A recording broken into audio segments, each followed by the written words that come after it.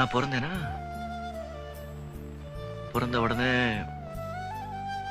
எங்க அம்மா என்ன தூக்கி பார்த்தாங்க.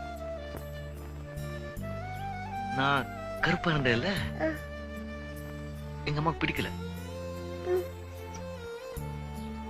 தோ இங்க தொங்குது பாரு இந்த மஞ்சள் துணி, அதுல என்ன சுத்தி தூக்கி போட்டாங்க கூடுசு ஒட்டியில்.